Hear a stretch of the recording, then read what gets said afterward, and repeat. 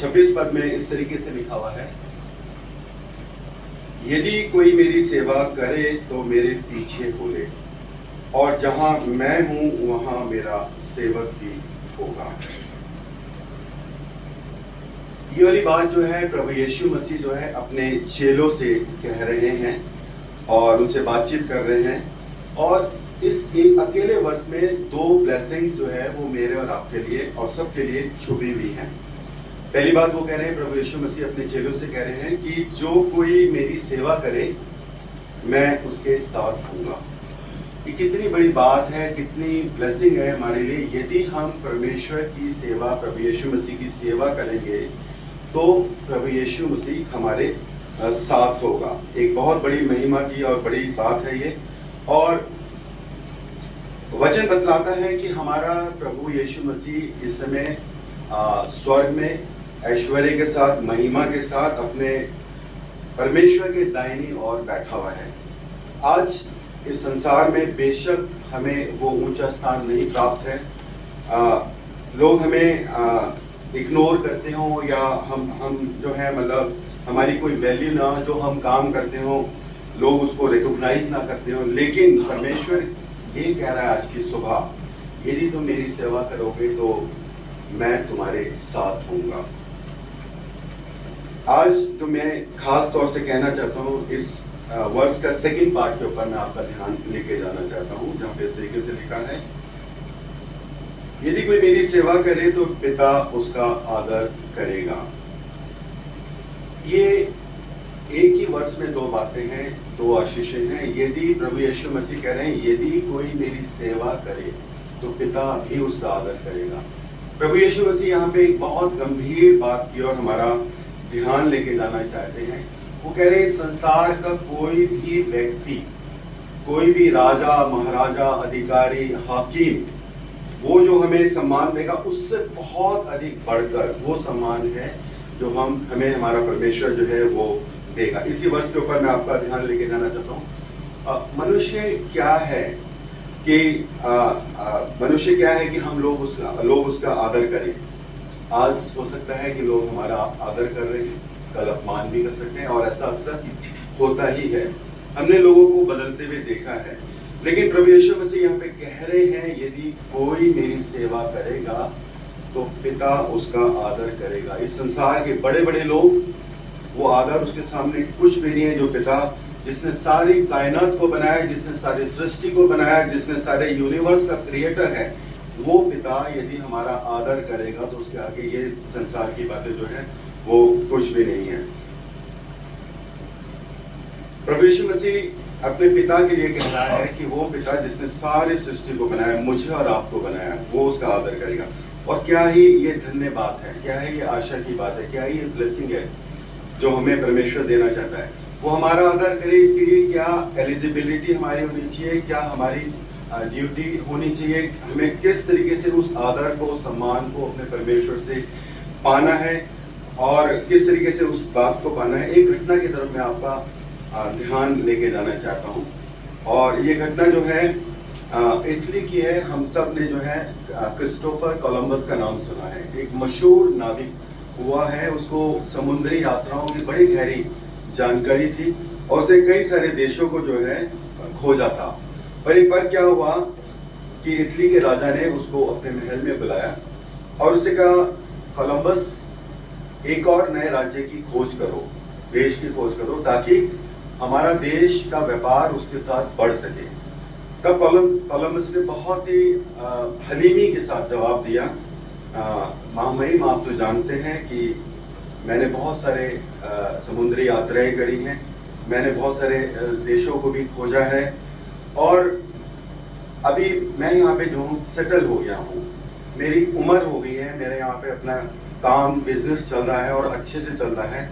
यदि मैं इस समुद्र की यात्रा में चले जाऊंगा, यदि और देश को ढूंढने के लिए चले जाऊंगा, तो मेरा यहाँ काम जो बहुत बढ़ गया है उसे कौन देखेगा, वो तो ठप हो जाएगा, वो तो बंद हो जाएगा।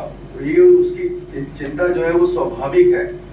और राजा जो है उसकी बात सुनकर मुस्कुराकर उसको कहता है, कोलंबस तुम मेरा काम करो, मैं तुम्हारी चिंता करूंगा, तुम्हारे काम को मैं देखूंगा। और इतिहास बताता है कि उसके बाद क्रिस्टोफर कोलंबस जो है अपने उस समुद्री यात्रा पर निकल गया अपने जहाज़ों के समूह को लेकर, और निकल गया उस राज्य को ढूंढने के लिए। और 12 अक्टूबर 1492 में उसने एक ऐसे देश की खोज करी जो एक नई ज़मीन थी, जिसको आज हम अमेरिका के रूप में जानते हैं।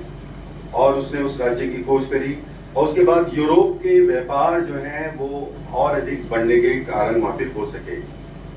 लगभग 1.5 साल के बाद जब क्रिस्टोफर कोलंबस वापस इटली लौट के आया, तो वहाँ पे उसका भव्य स्वागत किया गया, और राजा ने उसको राजमहल में बुलवाया, उसका राजकीय सम्मान किया गया, उसका राजकीय स्वागत किया गया। और राजा ने कहा, क्रिस्टोफर, मैंने भी तुम्हारे काम को जो है बहुत ध्यान से देखा है, अब जाओ और तुम भी देखो। और जब क्रिस्टोफर अपने घर पहुंचा तो वहां पर उसको बताया गया कि उसका काम जो है पहले से बहुत अधिक फैल गया है, बहुत अधिक बढ़ गया है, क्योंकि राजा की आज्ञा थी कि क्रिस्टोफर मेरे काम की चिंता कर रहा है, और उसके किसी भी काम में किसी भी प्रकार की कोई बाधा, कोई रुकावट ना आने पाए। ध्यान दीजिए, मैं ये आपसे क्यों कहना चाहता हूं आज की सुबह, क्योंकि क्रिस्टोफर ने राजा के काम की चिंता करी, और राजा ने क्रिस्टोफर के काम की चिंता करी। अंत में विचार करें, इस बात के ऊपर सोचें कि क्रिस्टोफर को राजा ने एक दूसरे देश में भेजा अपने काम की सेवा के लिए, और ये आश्वासन दिया कि तुम मेरे काम को करोगे तो मैं तुम्हारे काम को करूंगा। और सेम यही परमेश्वर ने हमें संसार में भेजा, एक दूसरे देश में भेजा, ताकि हम अपने जीवन से उसके काम को महिमा और जलाल दे सके। मत्ती उसका 5 अध्याय और 41 पद में एक बात प्रभु यीशु मसीह कहते हैं कि वो कहते हैं, यदि कोई तुमको 1 मील बेगार ले जाना चाहे, बेगार मतलब बिना पैसे के ले जाना चाहे, तो तुम 2 मील उसके साथ जाना। और इसी मत्ती 5 अध्याय पर इस गाना भी बनाया गया है कि अपनों को तो सब प्यार करते हैं और गैरों को मसीह प्यार करता है, और ये वर्ष उसमें आगे डाली गई है। प्रभु यीशु मसीह ये बता रहे हैं, इस समय इजराइल में यूनानी रोमन राज्य है, रोमन संतुलन जो थी वो बहुत ही कठोर नियम वाली होती थी, उनके नियम बहुत कठोर होते थे। और ऐसे समय में प्रभु यीशु मसीह एक नई आज्ञा अपने फॉलोअर्स को, अपने चेलों को दे रहे हैं कि कोई यदि तुम्हें 1 मील लेके जाना चाहे तो तुम 2 मील जाना, क्योंकि रोमन सैनिकों के पास ये अधिकार था कि वो किसी भी यहूदी के ऊपर अपना वजन, उनके औजारों का, उनके हथियारों का वजन और तरह तरह से 30-40 किलो उसको लेकर के लाद करके 1 किलोमीटर उनको जाना होता था, और वो मना नहीं कर सकते थे, चाहे उनकी तबीयत खराब हो, चाहे वो थके हुए हो, चाहे वो किसी भी तरीके से हो, वो मना नहीं कर सकते थे। और ऐसे में प्रभु यीशु मसीह ये एक आज्ञा दे रहे हैं कि यदि तुम्हें कोई 1 मील लेके जाना चाहे तो तुम 2 मील उसके साथ जाना। जब मैं इस बात पर सोच रहा था, मनन कर रहा था, तो मुझे लगा कि ऐसे में लोग इसका बड़ा विरोध भी करेंगे कि कैसे आज हमें कोई कहे कि भी तुम्हें एक्स्ट्रा वाला काम करना है, तो हमें बुरा लगता है। लेकिन मैं सोच रहा था कि क्या वजह थी, तो मुझे हो सकता है मैं गलत हूँ, लेकिन मुझे ऐसा लगा कि जब आप किसी का वजन 1 किलोमीटर लेके जा रहे हैं तो रास्ते में आप उसके साथ बातचीत भी करेंगे, हो सकता है कि बातचीत करें, और जब वो 1 किलोमीटर आ जाए तो क्या होता था, वो वजन वहां रख के वो फ्री हो जाता था। लेकिन उसके बाद भी यदि वो यहूदी उसको कहे कि मैं 1 और किलोमीटर आपका वजन लेके जाऊंगा, तो शायद वो जो रोमन सैनिक था वो उसके इस व्यवहार को देखकर, उसके स्वभाव को देखकर वो कहे कि ये किस परमेश्वर के मानने वाले लोग हैं, इनकी क्या हालत है, इसके बावजूद भी दुख में, मुसीबत में, परेशानी में ये 1 और किलोमीटर लेके जाना चाह रहा है। तो शायद वो बातचीत का समय मिले और उस दरमियान जो है हम अपने प्रभु का नाम उनको बता सके।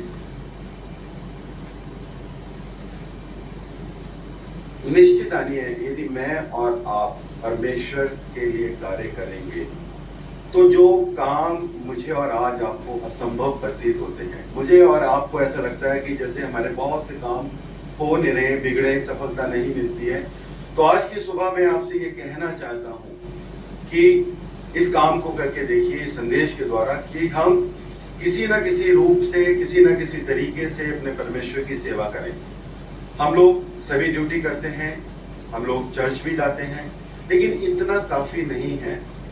जो आशीषें छुपी हुई है, जो प्रभु यीशु मसीह कहना चाहते हैं, वो उस दूसरे वाले मील में आशीषें छुपी हुई, वो एक्स्ट्रा माइल जो हम करते हैं उसमें वो आशीषें छुपी हुई है। मेरे प्रियो, हमारे जो काम, यदि हम परमेश्वर के काम को करेंगे, जो आज काम हमें ऐसे प्रतीत होते हैं कि इनका कोई समाधान नहीं है, और हम देखेंगे कि किस तरीके से वो काम हमारे लिए, उसके लिए परमेश्वर उन कामों को अपने हाथ में ले लेगा, और परमेश्वर उन कामों को इस तरीके से करेगा कि हमें जो है समझ में भी नहीं आएगा ये काम हमारे किस तरीके से कैसे हो गए।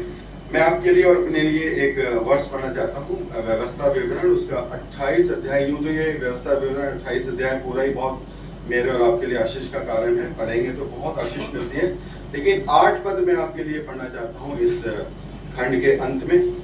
तेरे खत्तों पर और जितने काम तू हाथ लगाएगा उन सबों पर यहोवा आशीष देगा, इसलिए जो देश तेरा परमेश्वर यहोवा तुझे देता है उसमें वह तुझे आशीष दे।